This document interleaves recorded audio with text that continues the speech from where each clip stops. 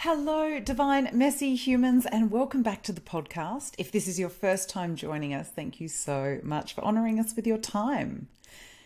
I wanted to talk to you today about something that comes up in my client sessions a lot.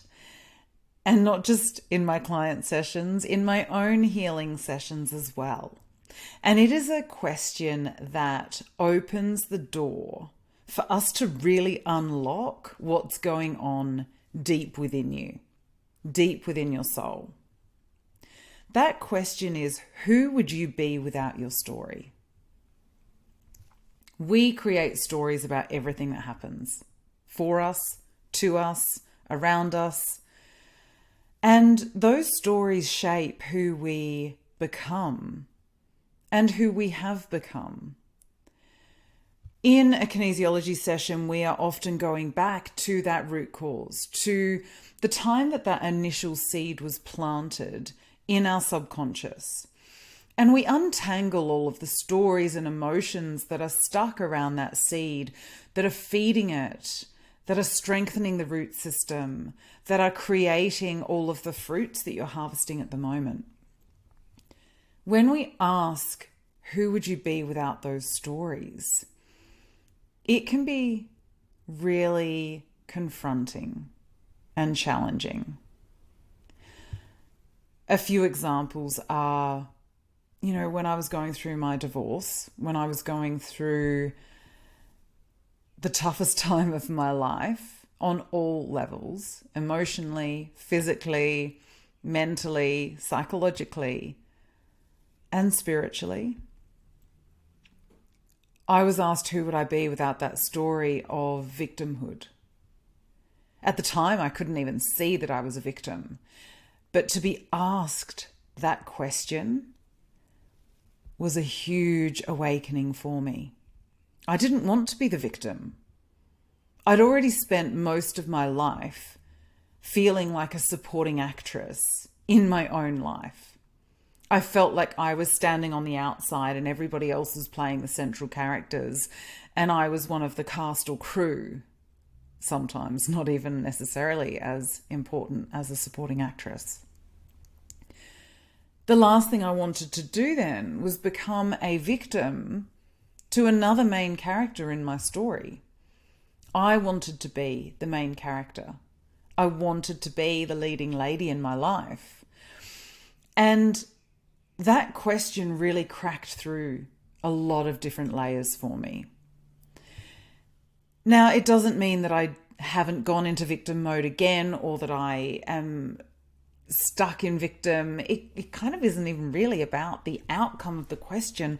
It is what the question opens up for you. And for me, it opened up the capacity to imagine a different future, to play with possibility of things turning out differently, of playing with a possibility where I could move out of that victim triangle, or the codependent triangle as we call it, where there is the victim, the rescuer, and the persecutor. I could move out of that entirely. I didn't need to play in there. I didn't need to play those games. And whilst I talk about my story, because it is a really important story to tell, because it was my normal for so long, I didn't know there was something different. And the reason I tell my story is because I hope that I can wake somebody up to the lack of normality in their experience of life. Having recognized how abnormal the relationships were in my life, how abusive the language was, the interactions were, it literally has changed my life. I'm not coming from that storytelling perspective as a victim. I am coming through it as somebody who recognized that things were really quite crappy. I had a knowing that things could be better. And I have found so much magic and mystery and awe and wonder as I've stepped through that door. Some people would argue that me telling my story is me staying in victimhood. And that's okay. I'm happy with that perception if that's where they want to be. For me, however, it is about empowering myself to go to the next level. It is recognizing where I have come from. It's recognizing the past and how it shaped me, how it informed me, and how it shapes and informs me now. That has been the key. That has been the breakthrough. When I've asked myself, who would I be without my story? It has also given me breakthroughs when it comes to finances, when it comes to running my business, when it comes to the type of people I want to attract into my business. Even when it came to starting this podcast, I didn't know what I was doing. I started well before I had the technical experience and all of the ducks in a row that you need to start a new project. And yet I started because I had this soul calling to do it. Now, if I'd listened to that story, and I was persuaded by a lot of external influences that this was the right way to do it, or this was the right way to do it, and this was the right program to use, and all of the other things, I would have actually never gotten started. I had to drop the story that I didn't know what I was doing to take that first step. And so far, touch wood, the feedback I'm getting is beautiful. And I've recorded my first couple of interviews again before I was ready. And they have come out just so much better than I ever thought they could. And it's because I've brought my heart and my soul to the project. And I take my heart and soul into everything that I do. Who would I be without my story? I would not have bought a house with my partner as soon as I did because it felt, it was too soon according to society. It felt perfectly right for me. If I'd listened to that societal expectation, that societal story, who knows where I would have been. And there's so many other minor things of who would I be without that story. It has changed my mothering. It's changed the way I interact with my children. It's allowed me to move from doing the mothering to being mum, going from the verb to the noun. I no longer have to do the mothering. I can stand as mum and be their soft place to fall and be there for guidance and love and nurturing without coming in and doing all of the mothering things. They have more freedom and so do I. But if I'd listened to the story that was deep within me, I would still be mothering them because they live at home and they're still in high school and all of the other excuses that went through my brain.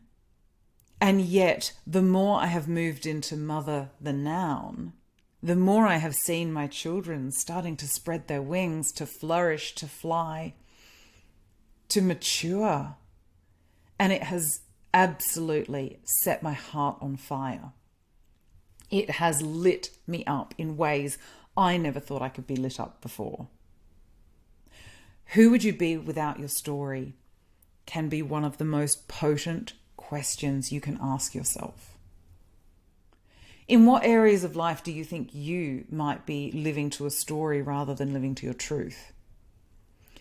And when I talk about our truth, I am really talking about that deep inner soul calling, the truth of who you are as a human being, the truth of your connection to the divine and your messiness and your humanity and everything that makes you you. What stories are you still carrying that you need to let go of? And sometimes we can't see them until we're ready. Stories about relationships.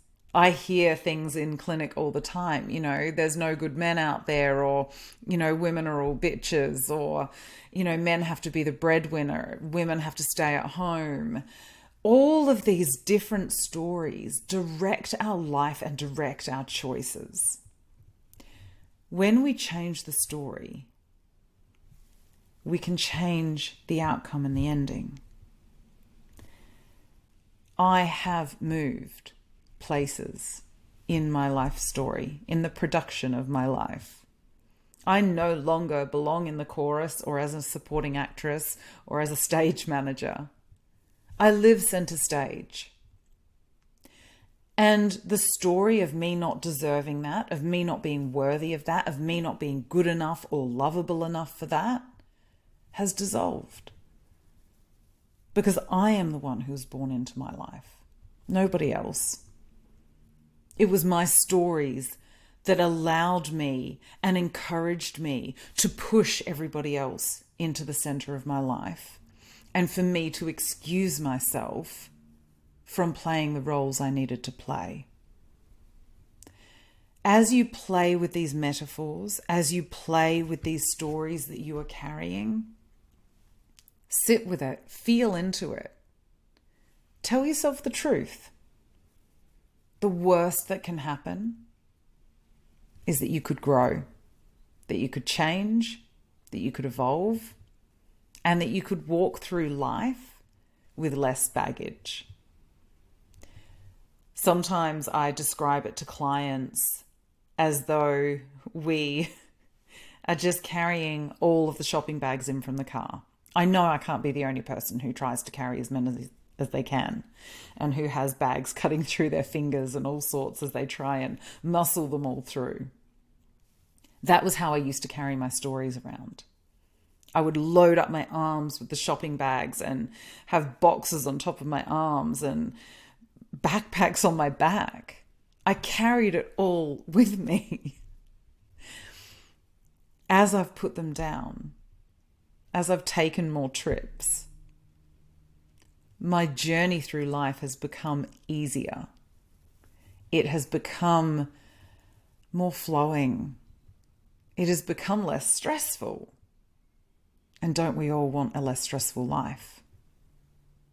The analogy I also use is you getting to a crossing at a road and helping an old lady across the crossing with her bags. But then you go to the next crossing and you help the next old lady, but you never give the bags back. You are just collecting more and more and more bags of groceries. That is a lot of weight for us to carry through life. And the more we can put them down, the more we can tie up those loose ends, those old chapters, and not keep flicking the books open to reread them, where we have embodied the learnings, the lessons, where we have realized the reasons those things have happened, the more we can tie up those books, those old chapters, and put them on the shelf. We know we can access them. We can untie them at any time. But is that going to help us move forward? Is that going to help us become the best version of ourselves that we can become? Or is that going to hold us back with past hurts, with past stories of victimhood, with past times that we have made ourselves a supporting actor or actress in our own life? I am sending you a lot of love. Remember, we are all part of the divine. We are all perfectly imperfect, messy human beings. And the more we can embrace our divinity and our messiness, the easier our human experience becomes. Sending you love.